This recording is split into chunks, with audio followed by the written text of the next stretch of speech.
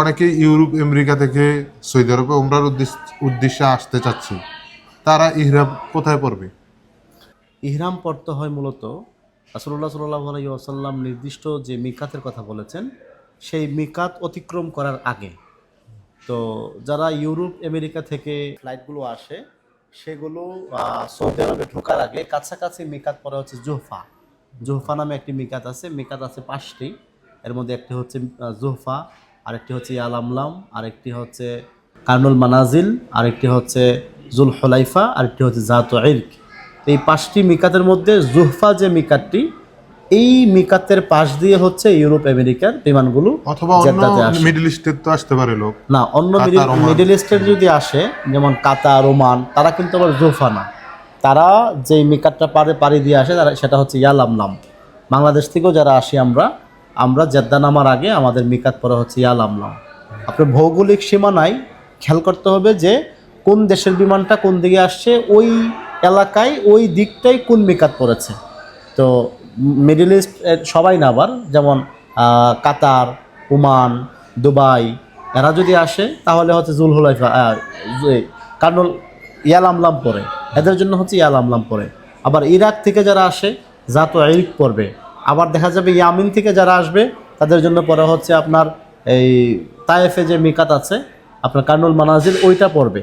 তো প্রত্যেকেই খেয়াল করতে হবে তার দেশ থেকে আসার সময় সে কোন পাশ দিয়ে ঢুকছে এবং সেই মিকাতটা কোনটা তাইলে পড়ছে। কি যারা আসতে যাচ্ছে তারা আগে গুগলে সার্চ দিলে ভালো হয় যে আমি যে এই কান্ট্রিতে যাইতেছি সৌদি আরব, কোথায় আমার মিকাত পড়ে? হ্যাঁ, অবশ্যই এটা তাদের ভালো জন্য অনেক বলেছেন। ভালো হবে।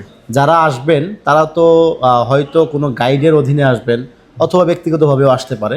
যদি কোনো গ্রুপ কিংবা গাইডের অধীনে আসে তাহলে তাদেরকে তাদের মাধ্যমেই জানতে হবে যে আমাদের মিকাতটা কী।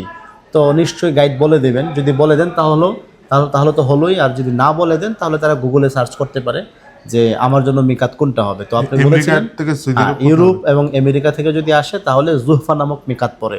তো জুহফা নামক মিকাত পার হওয়ার আগেই তারা ইহরামের কাপড়টা পরতে হবে। এরা যে বিমানে থাকবে এরা বুঝবো কিভাবে যে আচ্ছা, পারিস? এটা ভালো বলেছেন। আমরা বাংলাদেশ থেকে যারা আসি আমরা দেখি যে বাংলাদেশে হাজী সাহেবরা জেদ্দা এয়ারপোর্ট থেকে ঢাকা এয়ারপোর্ট থেকে আমরা মিকাত পড়ি, এই ইহরাম পড়ি, অথবা ট্রানজিট ফ্লাইটে আসলে যে দেশে ট্রানজিট দেওয়া হয় ওই দেশ থেকে আমরা পড়ি।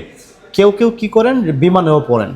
তো ইউরোপ আমেরিকা থেকে যারা আসবেন তারা চাইলে যেখান থেকে ফ্লাইট করবেন ওইখানে ইহরামের কাপড়টা পরে নিল এবং নিয়ত করে নিল, অথবা ওই জুহফা নামক যে মিকাতের জায়গাটা আছে বিমানে যদি ঘোষণা হয়, মুসলিম কান্ট্রির বিমানগুলোতে নর্মালি জেদ্দা যে ফ্লাইটগুলো আসে ঘোষণা হয় যে আমরা কিছুক্ষণের মধ্যে মিকাত অতিক্রম করছি, আপনারা যারা হজ উমরার নিয়ত করছেন আপনারা ইহরাম বাঁধেন এবং তালবিয়া মানে হজ উমরার ইহরামটা বেঁধে নেন।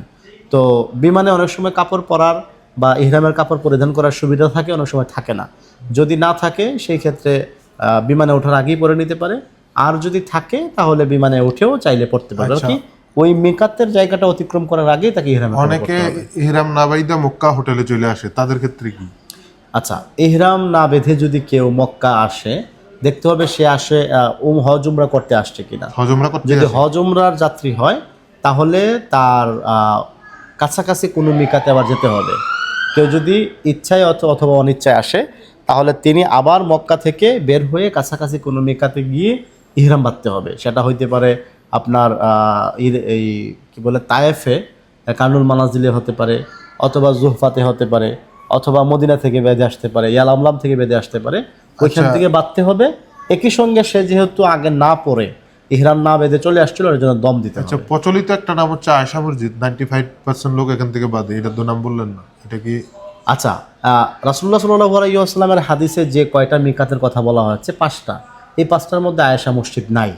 এই আয়েশা মসজিদ এই 5টা মিকাতের মধ্যে না থাকার কারণে আমরা যখন মিকাতের আলোচনা করি তখন এটা আসে না।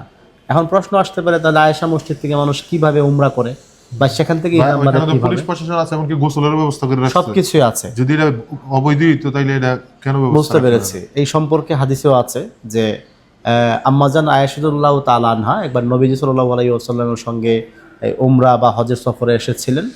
আসার পর তিনি একবার অসুস্থ হয়ে পড়েন, মানে মেয়েদের যে মান্থলি যে অসুস্থতা, এরকম অসুস্থ হওয়ার কারণে তিনি উমরা করতে পারছিলেন না বা হজ করতে পারছিলেন না। উমরা সম্ভবত উমরা তো করতে পারছিলেন না। পরে যখন তিনি সুস্থ হয়েছেন এই সুস্থ হওয়ার পর তিনি মক্কা থেকে বের হয়ে হুদুদে হারামের যে সীমানা আছে এই সীমানা থেকে বের হয়ে তানাইম নামক এলাকায় গেলেন। তানাইম নামক এলাকা বলতে এখন যেটা আয়েশা মসজিদ, ওইখানে গিয়ে তিনি পবিত্র হয়ে তারপর ইহরাম বেঁধে এসে মক্কায় তওয়াফ করলেন বা উমরা করলেন।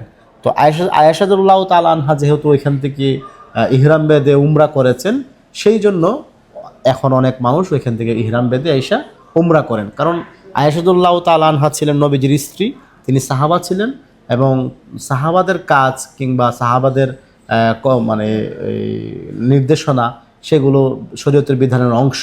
তো সেই হিসেবে অন্যরা করতে পারবে। তবে আমাদের ওলামায়ে কেরামরা বলেন যে এখান থেকে উমরা না করাই উত্তম। নবী সাল্লাল্লাহু আলাইহি ওয়াসাল্লাম যেই মিকাতগুলোর কথা বলা হয়েছে 5টা মিকাত, ওইখান থেকে উমরা ইহরাম বেঁধে এসে উমরা করলে এটা উত্তম হয়। আর আয়েশাদুল্লাহ তাআলা আনহার বিষয়টা ছিল ইমার্জেন্সি বিষয়। ইমার্জেন্সি অনেক কিছুই বৈধ হয়, তো সেটা ইমার্জেন্সি সাবজেক্ট হিসেবে আমরা ধরে নিতে পারি। কিন্তু মূল উমরা করতে চাইলে, ইহরাম বাঁধতে চাইলে কোনো মেকাত থেকে করা উচিত। কিন্তু একেবারে নাও করা যাবে না যে এখানে হবে না, কারণ নবীজি তখন আয়েশাদুল্লাহ তাআলা আনহাকে বাধা দেন নাই, নিষেধ করেন নাই, এবং তিনি সাহাবী ছিলেন। সাহাবীদের কাজও কিন্তু আমাদের জন্য দলিল বা শরীয়তের বিধান, সেই হিসেবে এখান থেকে করলেও হয়ে যাবে।